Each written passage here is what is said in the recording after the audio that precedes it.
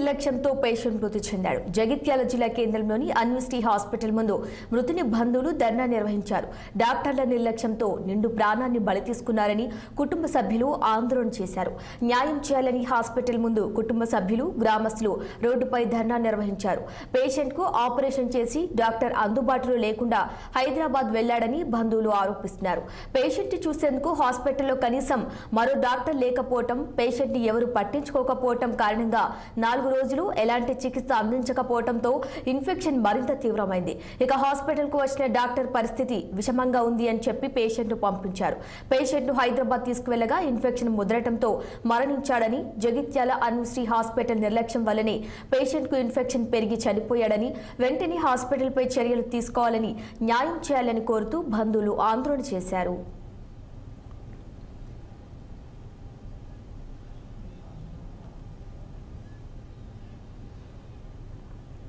ఇక దీనిపై మరింత సమాచారం మా ప్రతినిధి ప్రవీణ్ అందిస్తారు.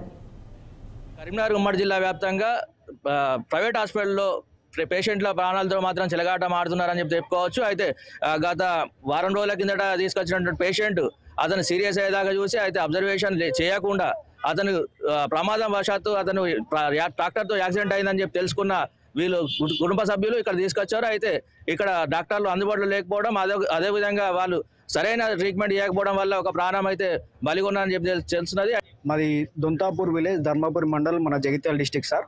18th రోజు మా బాబాయ్, మా పిన్ని ఇద్దరు ఇదే హాస్పిటల్, అన్విశ్రీ హాస్పిటల్లో చిన్న హెల్త్ ఇష్యూస్ ఉన్నాయి, మోషన్స్ అవుతున్నాయి. మా చిన్నమ్మకి ఇదే హాస్పిటల్లో చూపిద్దాం ఓపీ తీసుకొని అని చెప్పేసి ఇటే వస్తున్నప్పుడు వాళ్ళు ఇక్కడ బీర్పూర్ నుండి జగిత్యాల వస్తుంటే బీర్పూర్ ఎంట్రెన్స్ ఇంద్రానగర్ దగ్గర యాక్సిడెంట్ అయింది. అక్కడ చిన్నపాటి యాక్సిడెంట్ ఒక బ్లేడ్ ట్రాక్టర్ అక్కడ టర్నింగ్ దగ్గర ఎదురెదురు ఢీకోవడం వల్ల మా వాళ్ళు సైడ్ తీసుకున్నా కానీ ఆ ట్రాక్టర్ అతను మీద నుంచి తీసేసరికి వాళ్ళిద్దరికి లెగ్ ఇంజ్యూరీ అయింది. లెగ్ ఇంజ్యూరీ అయితే మా బాబాయ్కి అప్పుడు అయిన రోజు ఫిక్స్ సార్ ఇది. ఆ రోజు ఇట్లా అడ్మిట్ చేసినాం. ఇట్లాంటి సిచ్యువేషన్లో మా బాబాయ్ Anvishri hospital better hospital, Anvishri హాస్పిటల్లో ట్రీట్మెంట్ మంచిగా ఉంటుంది, అన్విశ్రీ హాస్పిటల్ డాక్టర్ మంచిగా చూస్తాడని చెప్పడంతో అన్విశ్రీ హాస్పిటల్కి తీసుకొని వచ్చినాం. వచ్చిన 108కి అదే రోజు అంబులెన్స్లో తీసుకొని వస్తే ఆ రోజు సార్ ఏమన్నాడు, సార్ ఇది నార్మల్ గాయం, ఇది ఇంతకంటే పెద్ద సర్జరీలు చేసినాం, మీరేం టెన్షన్ పడాల్సిన అవసరం లేదు, స్టిచ్చెస్ చేసి దీన్ని క్లీన్ చేసేసి మొత్తం ట్రీట్మెంట్ చేస్తాం, చిన్న సర్జరీ చేయాలి. ఆ రోజు ఏమన్నాడు సార్, 3 గంటల వరకు 3 గంటలకి మేము సర్జరీ చేస్తాం, 3 గంటల తర్వాత ఫర్దర్గా చెప్తాం, 3 గంటలకి మేము సర్జరీ చేసిన తర్వాత ఫర్దర్గా చెప్తాం అన్నాడు. ఆ రోజు 3 గంటలకు సర్జరీ చేసిండు. సర్జరీ చేసినప్పుడు ఆ రోజు బాగానే ఉన్నాడు. ఆ సర్జరీ చేసిండు, నార్మల్గా స్టిచ్చెస్ చేసిండు, ఆయన క్లీన్ చేసిండా మరి ఇంకేమైనా చేసిండా ఏం తెలియదు. ఆ 2 days బాగానే ఉన్నాడు sir. 3rd day 4th day నుంచి వీక్ అయిపోయిండు, మనిషి మొత్తం వీక్ అయిపోయిండు. ఇన్ఫెక్షన్ అనేది స్టార్ట్ అవుతుంది, దాన్ని అబ్జర్వ్ చేయలేదు. మాకేం ఇట్లా ఉంటుంది, సర్జరీ చేస్తే తర్వాత ఇట్లా ప్రాబ్లం అవుతుంది అయ్యిందని ఏం చెప్పలే.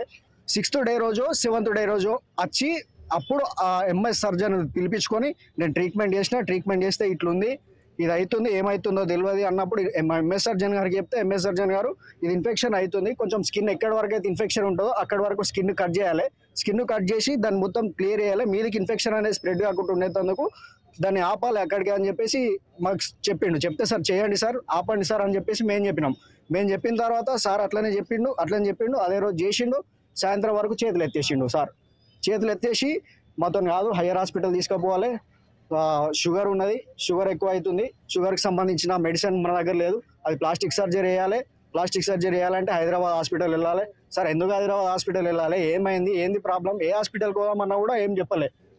ఆ రోజు సార్ ఇది అడ్మిట్ చేసిన రోజు పిక్చర్ సార్ ఇది.